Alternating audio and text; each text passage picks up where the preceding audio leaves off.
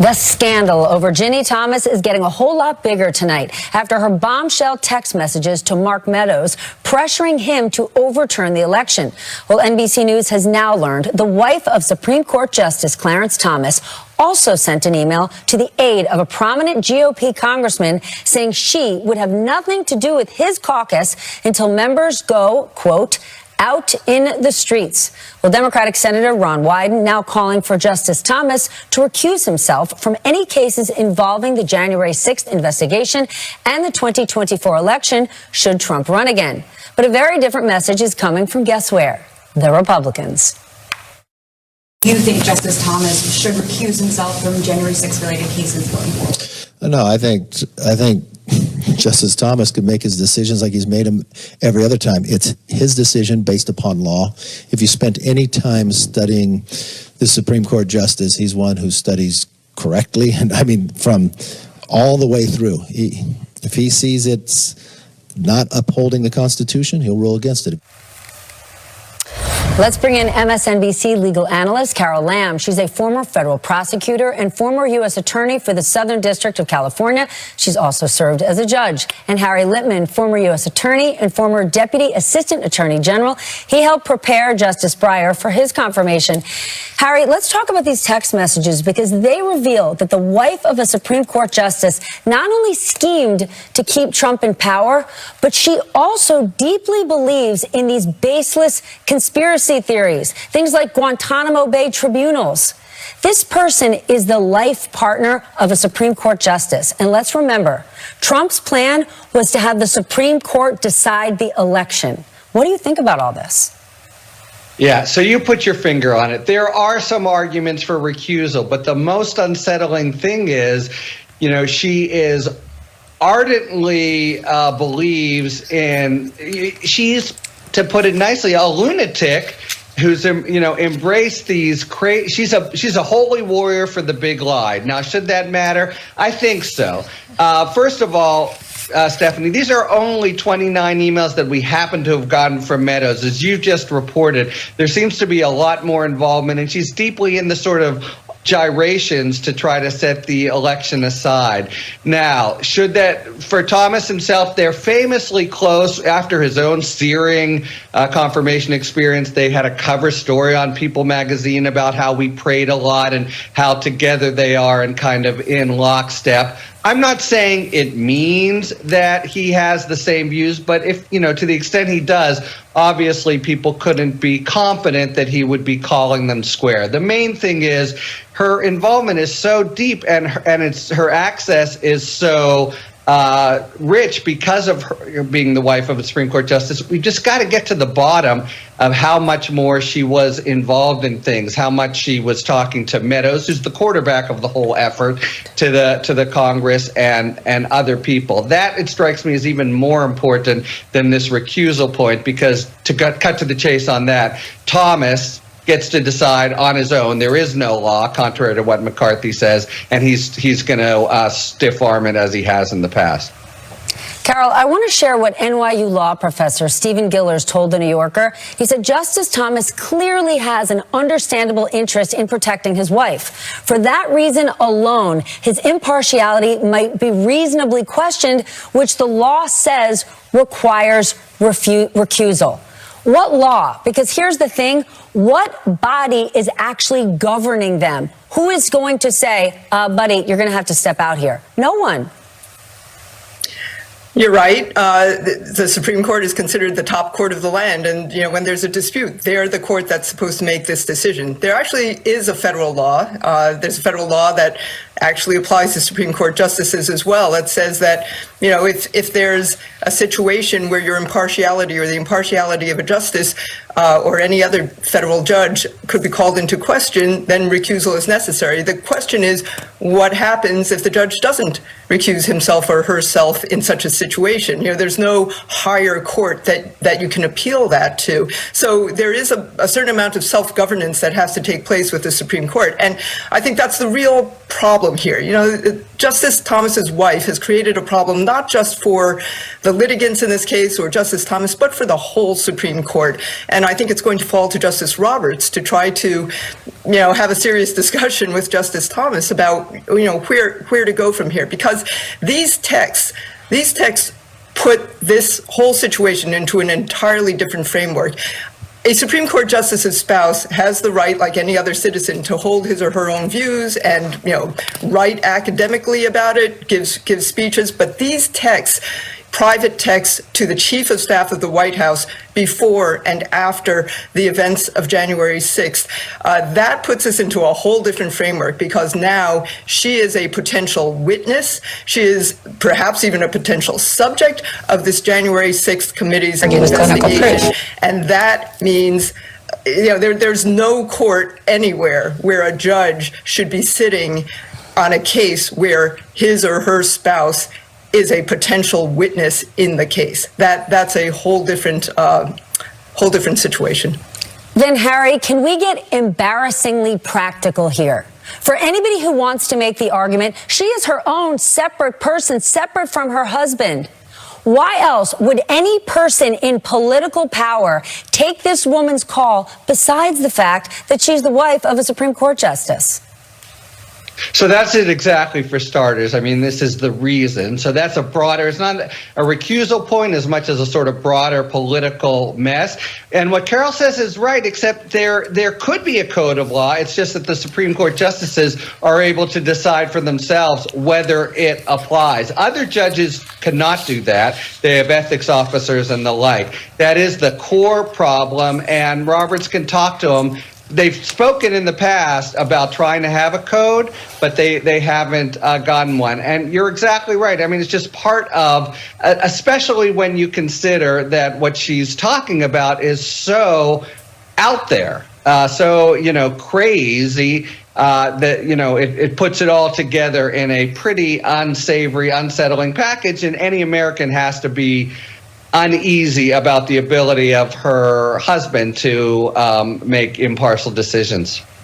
Well, all of this has put into clear picture that the 9 people with the most important lifetime appointments in America can basically self-police. That's what we have really learned in the last 24 hours. Carol, Harry, thank you for joining us tonight. I appreciate it. Coming up, new images. President Biden is in Warsaw, Poland, where it is now 4 in the morning. In just a few hours, he will be getting an up-close look at one devastating aspect of this unprovoked war when he meets with some of the millions of refugees forced to flee to Poland. He'll then give what the White House is calling a major address about the invasion and the challenges still ahead. Biden spent his Friday about 60 miles from the Polish-Ukrainian border, thanking members of the Army's 82nd Airborne, who are there to support NATO forces in Eastern Europe. What you're engaged in is much more than just whether or not you can alleviate the pain and suffering of the people of Ukraine. We're in a new phase. Your generation, we're at an inflection point. About every 4 or 5 generations that comes along and changes, fundamental change takes place. The question is, who's going to prevail? Are democracies going to prevail and the values we share, or autocracy is going to prevail? And that's really what's at stake. The White House also took another step to squeeze the Russian economy. The U.S. will be shipping more liquefied natural gas to the European Union to help members phase out their reliance on Russian energy.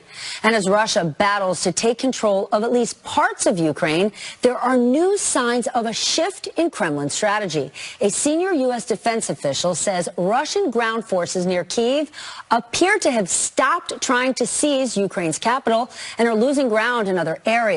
But the attacks are more intense in another part of Ukraine, as NBC's Richard Engel reports.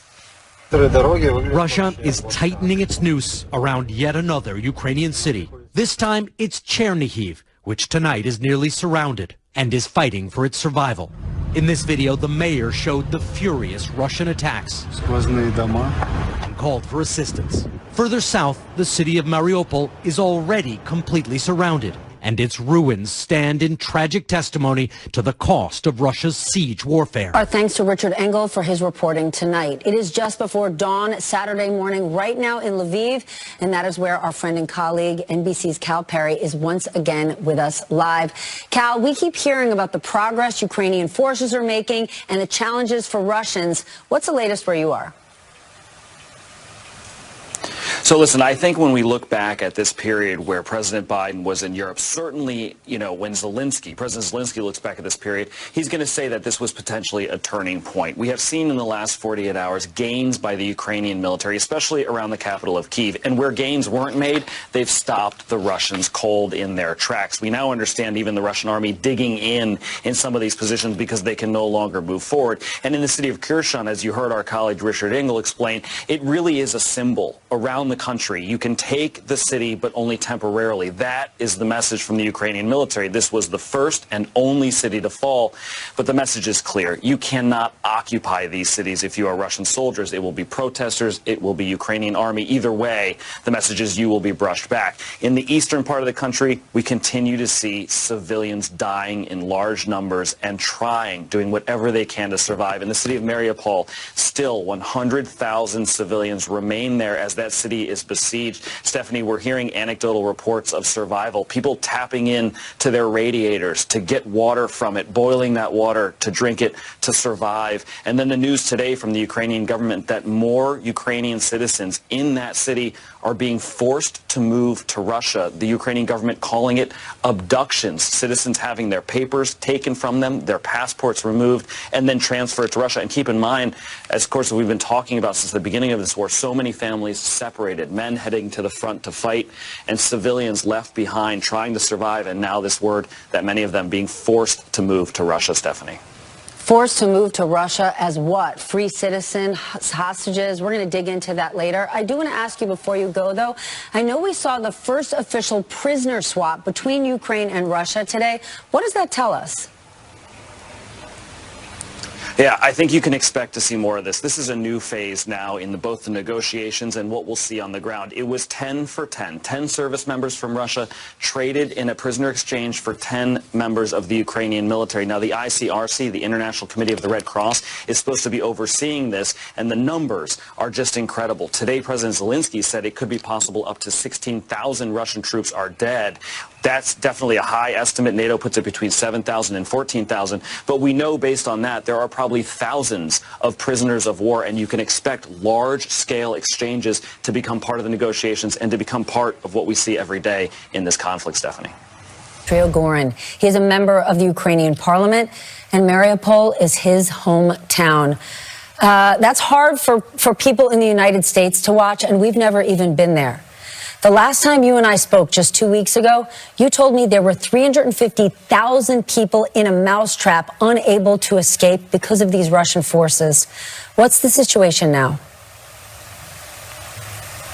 The same situation. Some of them were able to leave the city. I think that there are 200,000 people still in Mariupol.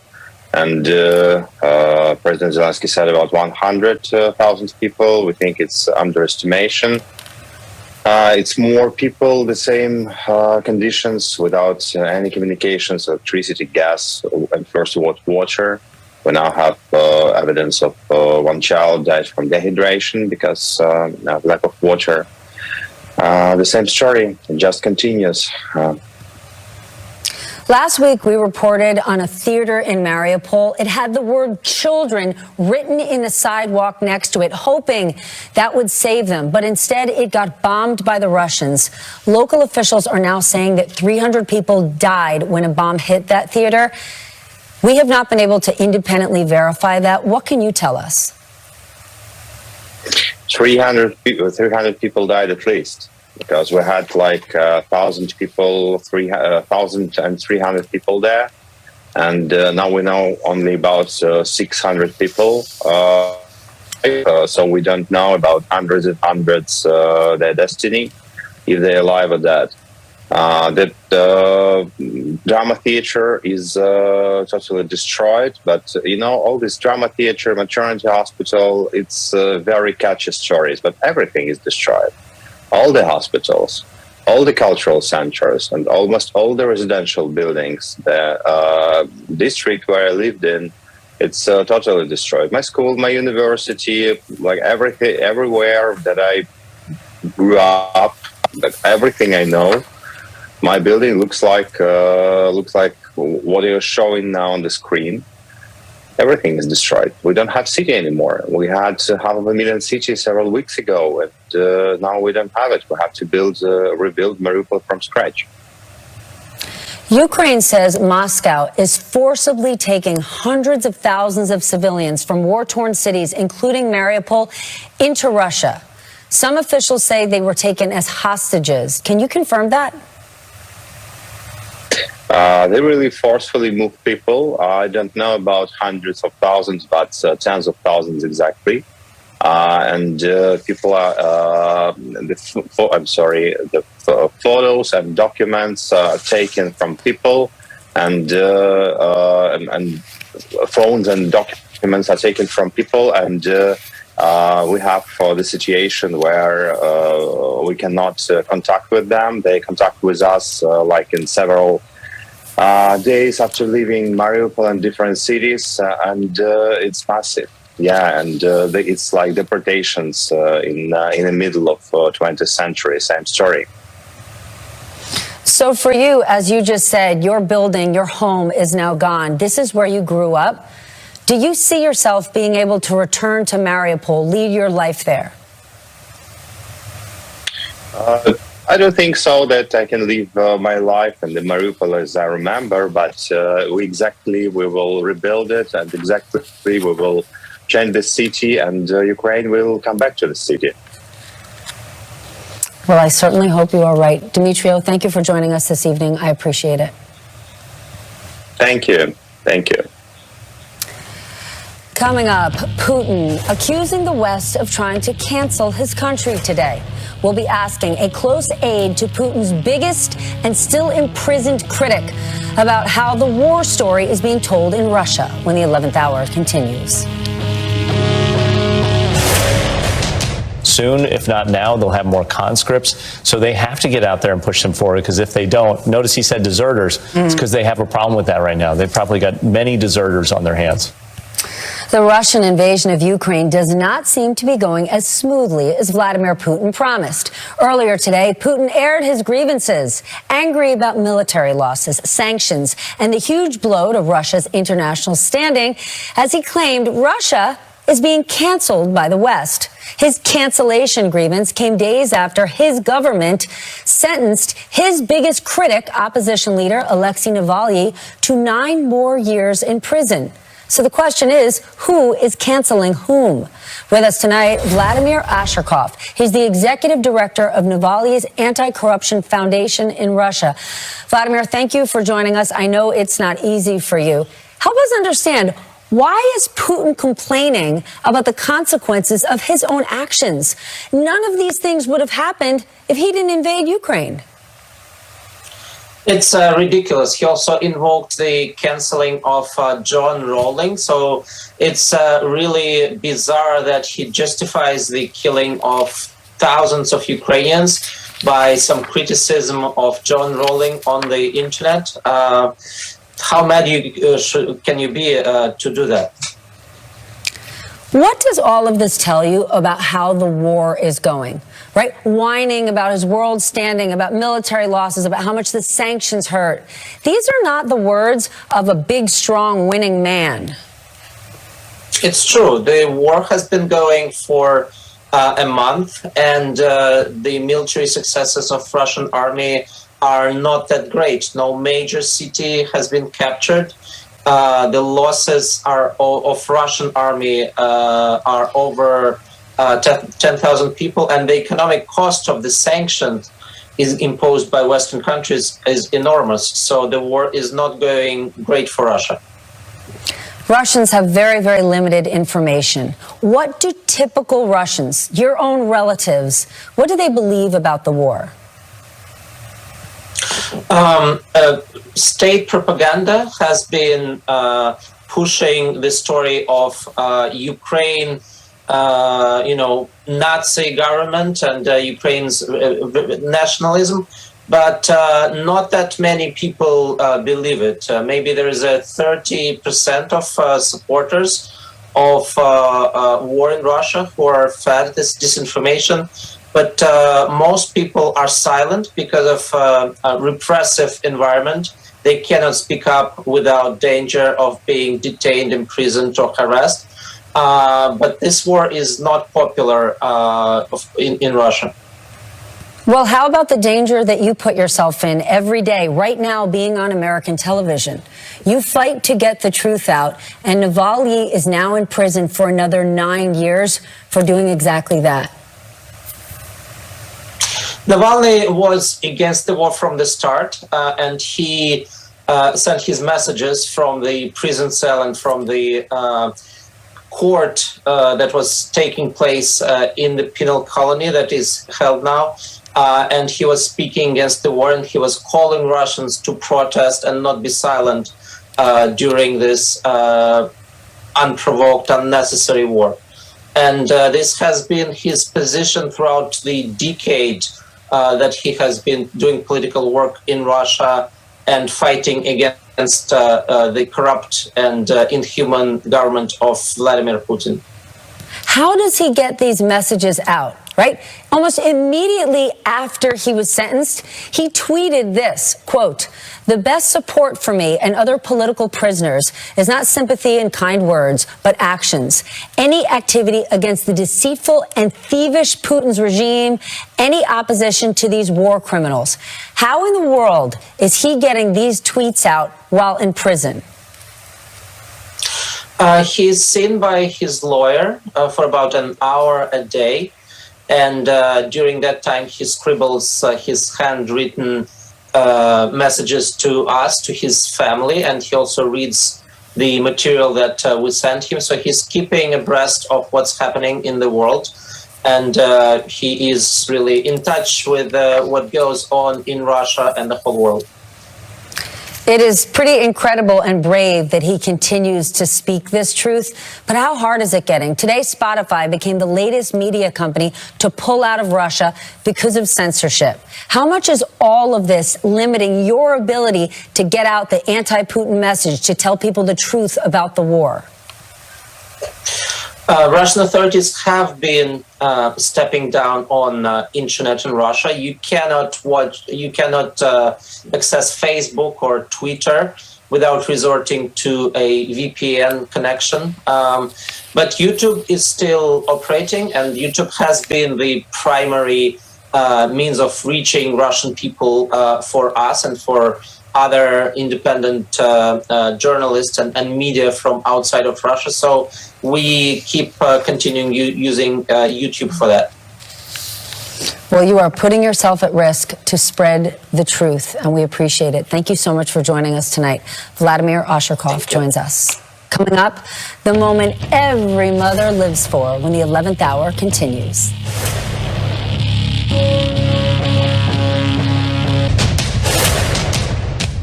I'm saving a special moment in this introduction for my daughters, Talia and Layla.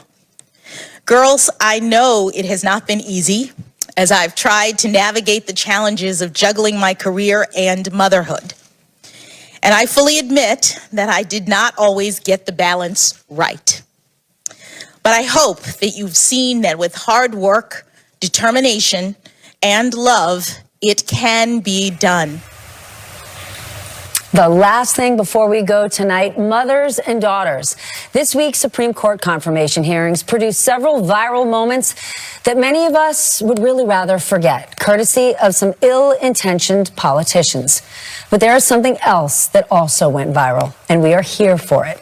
Sarah Beth Maney, a photography fellow for the New York Times, was in the right place at the right time. And she caught this. One of Judge Jackson's two daughters, Layla, just beaming while watching her mom during day one of the hearing. Not surprisingly, this picture struck a chord with women, with mothers around the world. One woman tweeting, "Mom goals in a photo. Can only pray my daughter looks at her mama with pride like this one day." And another, A reminder to us that our children are watching. This look of pride in Jackson's daughter's eye speaks volumes about what this means for little girls of color. Grace, intelligence, and an example. And another. What a beautiful shot. We marvel at our children this way all the time. But how often do we catch this level of pride and adoration from child to parent? And lastly, a touching Instagram post from ABC's own Deborah Roberts, who also happens to be our colleague Al Roker's wife. She posted this: 2 beautiful Laylas, 2 proud mamas. And earlier tonight on The Last Word, the photographer who captured that moment described what the image means to her. I think that if I wasn't there, that moment may have been missed. And actually, when I saw Layla smile for the first time, I didn't take a picture. I just smiled as well, and I processed what that might have felt like for her. And that's when I decided to raise my camera and wait for that moment to happen again. And I'm really glad I was able to capture it. I am too. A freeze frame of the pride and love between a mother and daughter to finish off another difficult week. But you know who is not having